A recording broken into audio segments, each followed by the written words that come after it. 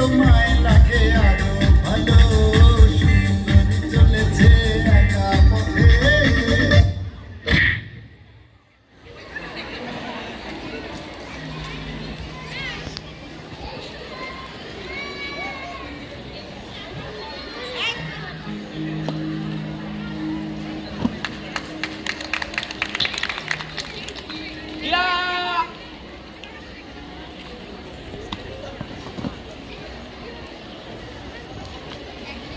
ইফটিজিংয়ের কবলে পড়ে প্রতিদিন ধ্বংস হচ্ছে সমাজ।